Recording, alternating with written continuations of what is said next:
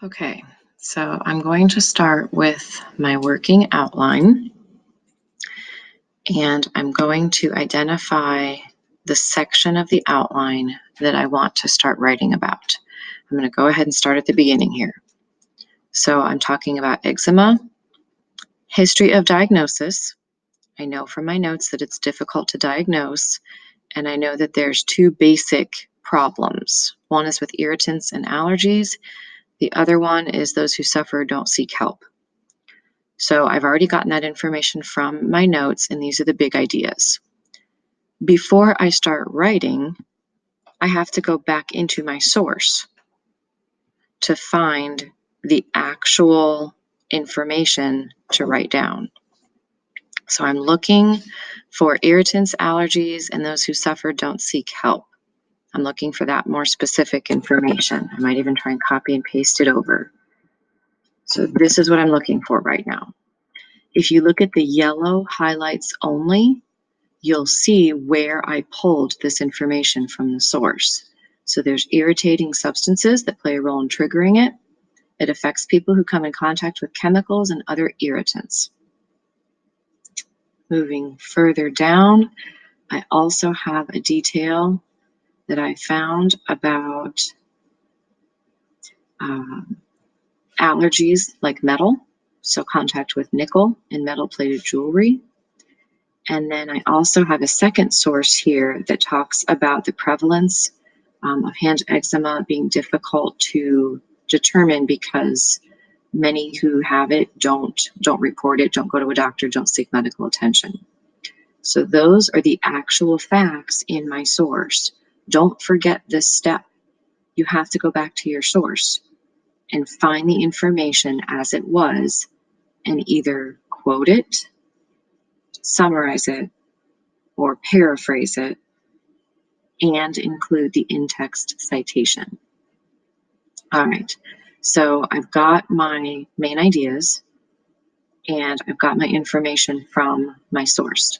The next step is to move to writing the paragraph. That's what this extended outline is.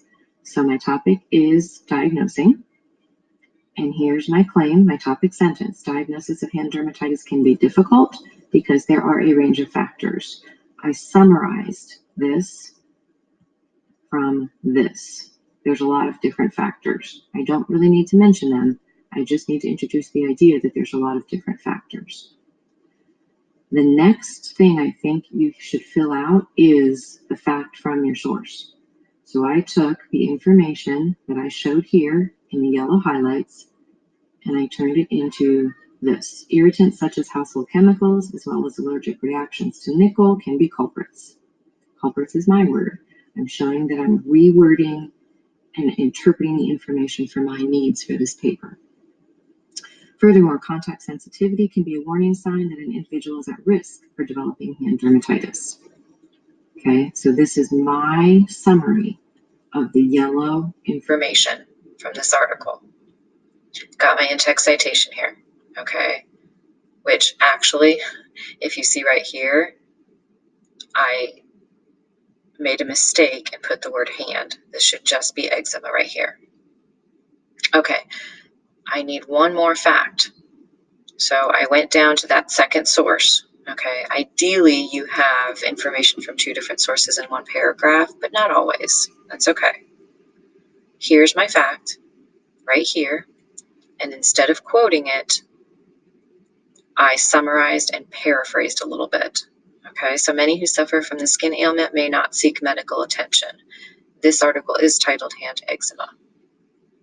That's the information from my source.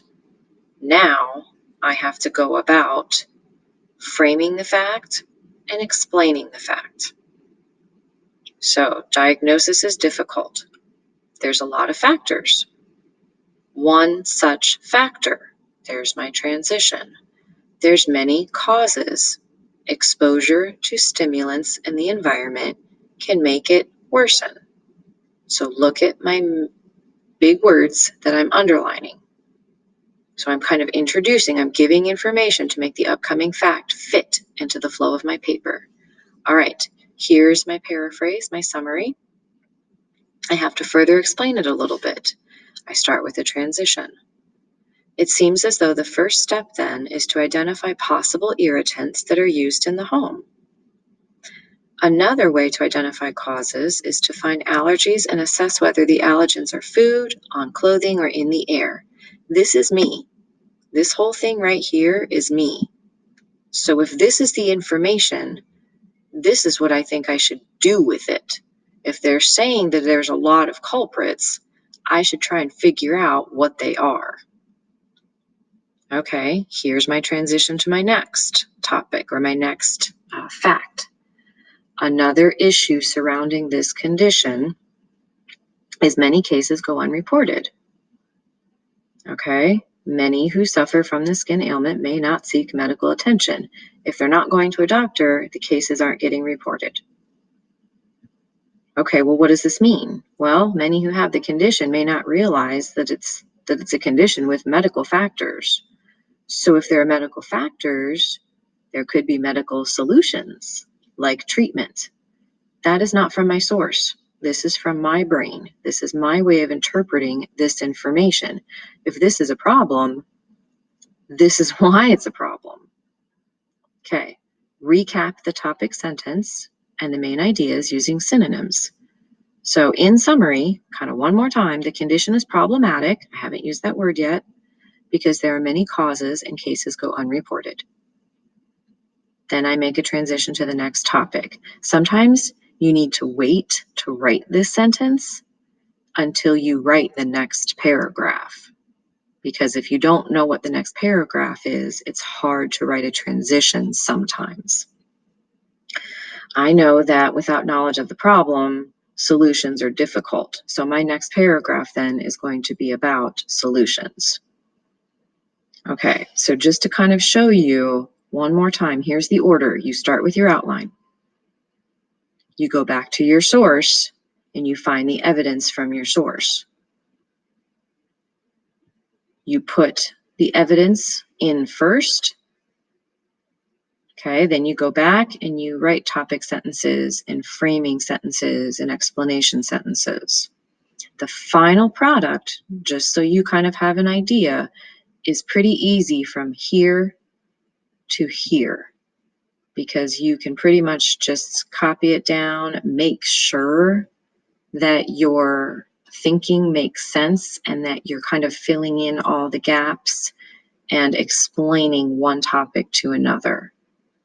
So the final paragraph is pretty much just these sentences typed up, and you will have to color code this step when we get there.